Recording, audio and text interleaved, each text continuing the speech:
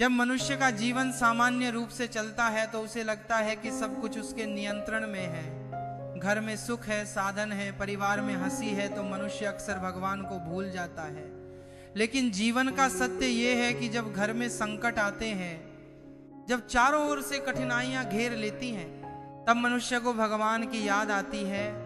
और वही समय होता है जब भगवान भी अपने भक्त के जीवन में किसी न किसी रूप में प्रकट होते हैं। कहा गया है कि भगवान कभी भी अपने भक्त को अकेला नहीं छोड़ते। जब घर में चार संकट आते हैं, अर्थात जब मनुष्य को चारों दिशाओं से कठिनाइयां घेर लेती हैं, तब भगवान उसके जीवन में सहारा बनकर आते हैं। कभी किसी व्यक्ति के रूप में, कभी किसी सलाह के रूप में, कभी किसी अनदेखी शक्ति के रूप में। जीवन में संकट क्यों आते हैं, यह प्रश्न हर व्यक्ति के मन में उठता है। लेकिन संतों ने कहा है कि संकट केवल दुख देने के लिए नहीं आते, बल्कि मनुष्य को जागृत करने के लिए आते हैं। जब सब कुछ ठीक चलता है तो मनुष्य अहंकार में आ जाता है। उसे लगता है कि यह सब उसकी बुद्धि और शक्ति का परिणाम है। लेकिन जब संकट आता है तो वही मनुष्य समझता है कि वास्तविक सहारा केवल भगवान है। पुराणों में भी अनेक उदाहरण मिलते हैं। जब द्रौपदी पर संकट आया, सभा में उसका अपमान हो रहा था, तब पहले उसने अपने बल से बचने का प्रयास किया, फिर अपने पतियों की ओर देखा। लेकिन जब सभी रास्ते बंद हो गए, तब उसने सच्चे मन से भगवान को पुकारा।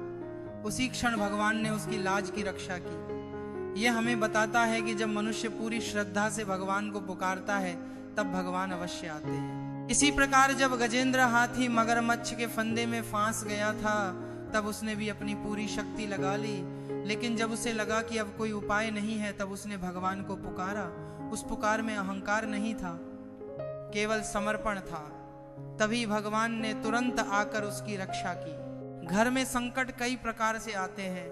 कभी आर्थिक संकट आता है, कभी बीमारी आती है, कभी परिवार में कलह हो जाती है, कभी मन अशांत हो जाता है। इन सबको संतों ने चार संकट कहा है।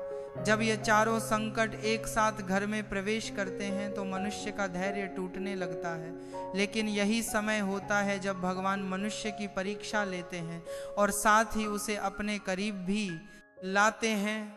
संतों का कहना है कि संकट भगवान का दंड नहीं होता, बल्कि भगवान का संदेश होता है। वह संदेश यह होता है कि मनुष्य अपने जीवन को सुधार ले, अपने भीतर की बुराइयों को छोड़ दे और भगवान की ओर मुड़ जाए। जब मनुष्य संकट के समय भी विश्वास बनाए रखता है, तब भगवान उसकी नाव को पार लगा देते हैं। बहुत बार भगवान सीधे प्रकट होकर मदद नहीं करते, लेकिन वे किसी न किसी माध्यम से सहायता भेजते हैं। कभी कोई मित्र मदद के लिए आ जाता है, कभी कोई अनजान व्यक्ति रास्ता दिखा देता है, कभी अचानक कोई ऐसा उपाय मिल जाता है जिसकी हमने कल्पना भी नहीं की होती। यह सब भगवान की ही कृपा के रूप है। जब घर में संकट आए तो घबराना नहीं चाहिए। उस समय मन को शांत रखकर भगवान का स्मरण करना चाहिए, भजन कर